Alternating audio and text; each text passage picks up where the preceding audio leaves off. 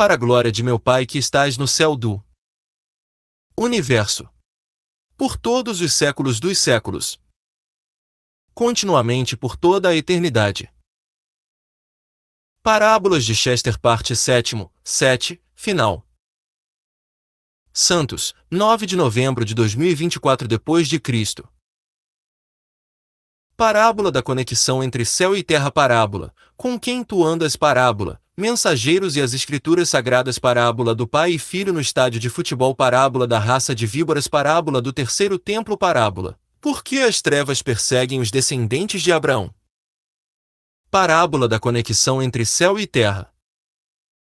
Certa vez, um discípulo perguntou ao mestre: Mestre, em várias tradições religiosas, há uma oposição entre corpo e alma, mundo material e espiritual, eternidade e nossa mortalidade.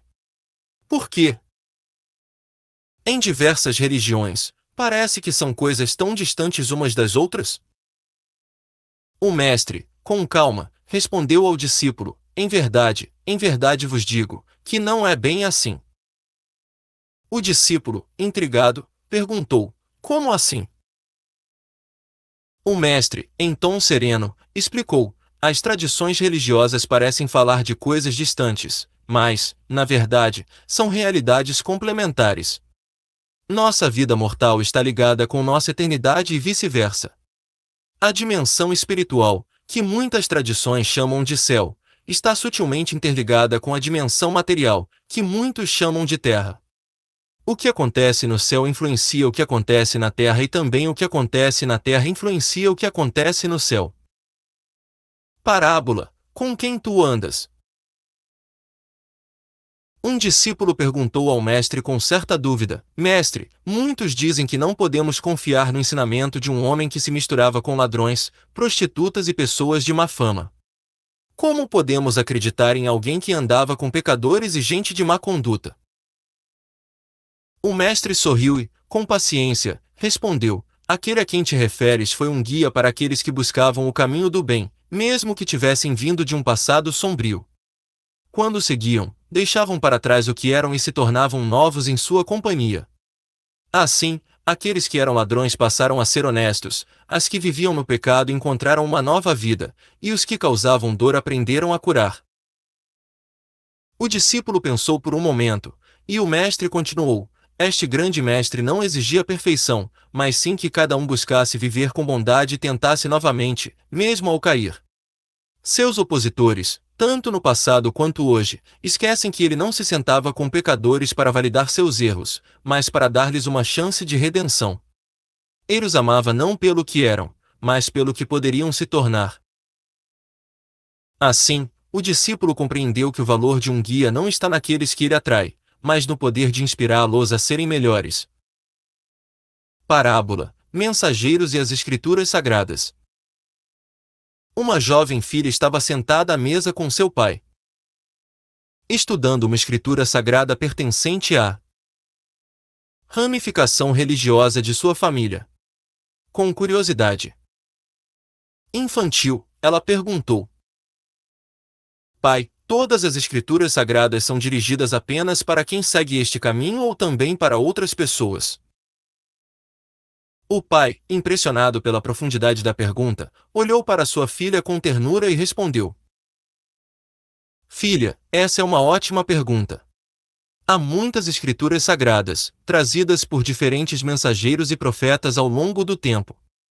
Esses mensageiros são professores enviados pelos céus, cada um trazendo luz e sabedoria para a terra. Alguns deles foram chamados para falar a toda a humanidade, enquanto outros trouxeram mensagens para povos ou regiões específicas. A menina, intrigada, perguntou novamente: Então, pai, alguns mensageiros são mais importantes do que outros? Com serenidade, o pai respondeu: Não é isso, minha querida. Cada mensageiro tem seu propósito. Alguns trazem mensagens que abrangem o mundo inteiro, outros entregam ensinamentos para tempos e lugares específicos. Mas todos, sem exceção, são essenciais para a grande obra do nosso Pai que está nos céus. Juntos, eles ajudam a iluminar o caminho de seus filhos, onde quer que estejam. A filha sorriu, satisfeita com a resposta, e juntos continuaram seu estudo, sentindo a união que vinha da sabedoria dos céus. Parábola do pai e filho no estádio de futebol.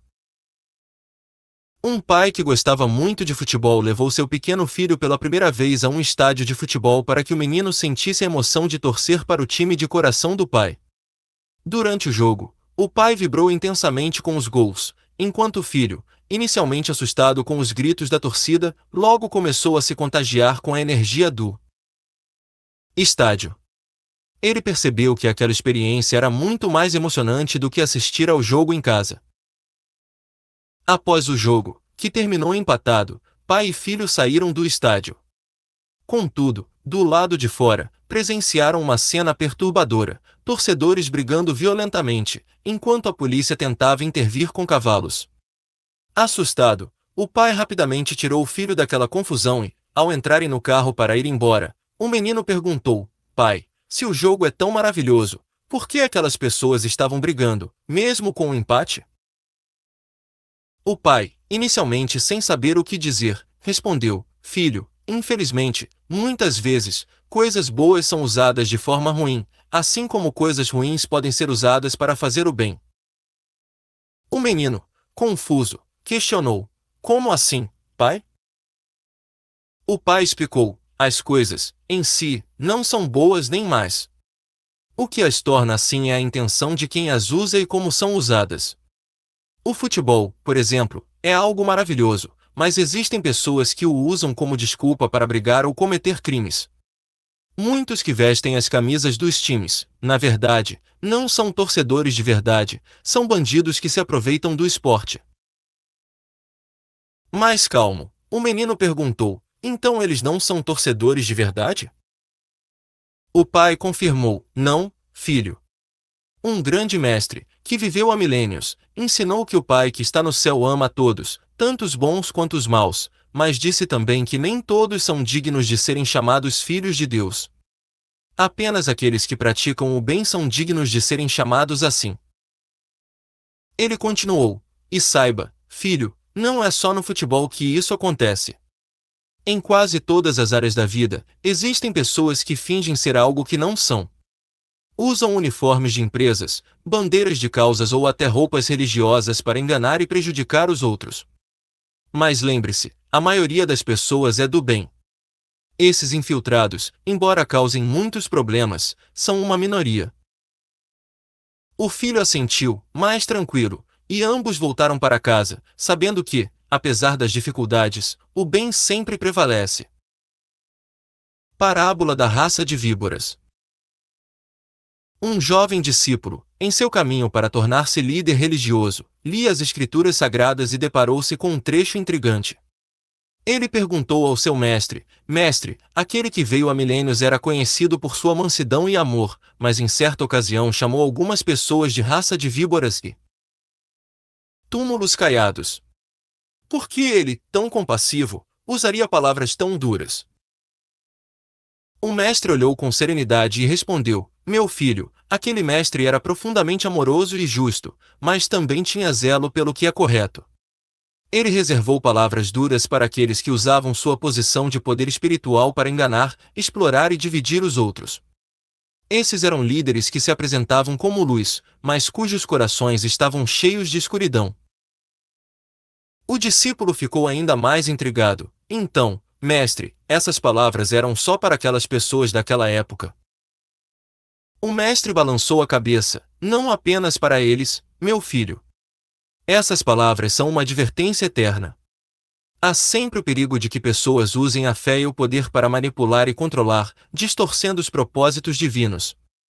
Essas víboras não pertencem a uma época, lugar ou religião específica, elas aparecem onde há egoísmo e sede de poder. O discípulo refletiu e perguntou: e o que devemos fazer para não nos tornarmos como eles? O mestre sorriu: cultivar a humildade, o amor e a verdade.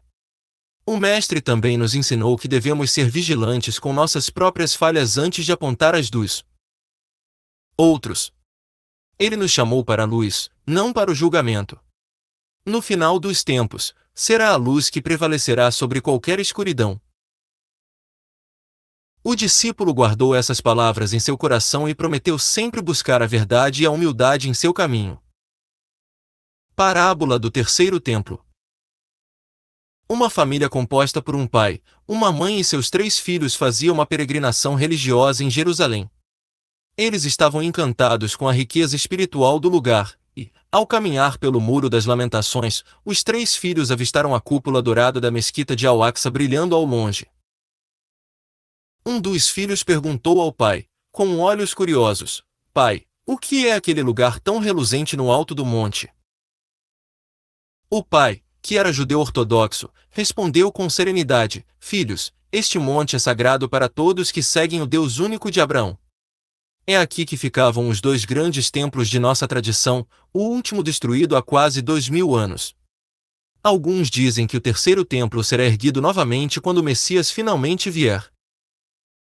Outro filho, que usava um crucifixo, interrompeu: Mas pai, não foi o Messias quem veio há 2000 anos e caminhou por estas terras? Ele não cumpriu esta profecia porque o templo ainda estava de pé na época. O pai olhou para a mãe, que usava um véu islâmico e sempre tinha respostas ponderadas. Ela respondeu com paciência: Queridos filhos, muitos acreditam que o Messias já veio em sua primeira missão, trazendo o amor e a redenção. Outros esperam que ele venha em sua segunda missão, quando completará todas as profecias, inclusive a construção do terceiro templo, que será eterno. O terceiro filho, que usava roupas islâmicas, perguntou então: E o que dizem as nossas escrituras sagradas, mãe? Ela respondeu com um sorriso: Elas também falam de um tempo em que a justiça e a paz reinarão sobre todos. Não é coincidência que este lugar seja especial para nós 3. Este monte é como um laço que une as 3 grandes ramificações do Deus de Abraão, mesmo que, às vezes, os homens não enxerguem essa união. Enquanto caminhavam, os filhos refletiram em silêncio sobre as palavras dos pais, entendendo que, apesar das diferenças, eram parte de uma única família espiritual, aguardando o dia em que todas as promessas divinas se cumpririam. Parábola: Por que as trevas perseguem os descendentes de Abraão? Um pai e seu jovem filho, judeus ortodoxos, caminhavam silenciosamente por um museu em memória às vítimas da perseguição sofrida por seu povo ao longo da história. O ambiente carregado de emoção e respeito trouxe lágrimas aos olhos do menino, que, com a voz embargada, perguntou: Pai, por que nós somos tão odiados? O que fizemos para termos tantos inimigos? O pai parou diante de uma imagem que representava sua história ancestral e respondeu com um tom calmo, mas carregado de profundidade: Filho, nem tudo é o que parece. Acusam nosso povo de muitas coisas, mas em verdade vos digo, não é por causa das coisas da terra que somos perseguidos, mas pelas coisas do céu. O menino, confuso, perguntou: Do céu, pai? O que fizemos lá para termos tantos inimigos aqui?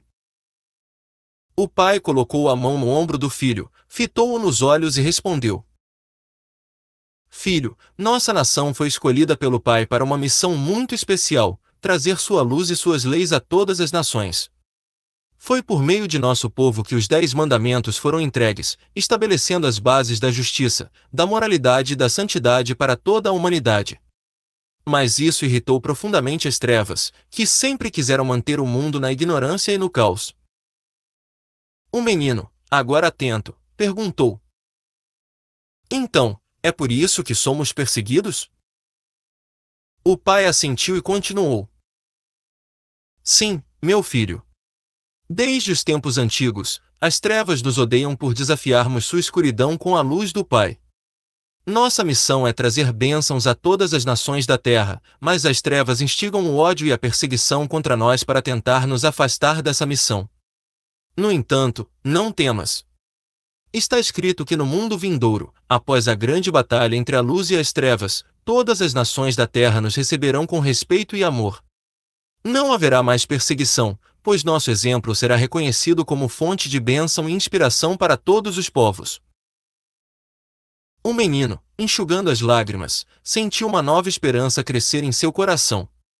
Enquanto caminhavam de volta para casa, ele se sentiu mais próximo de sua herança, sabendo que a história de seu povo estava intimamente ligada à história do próprio céu.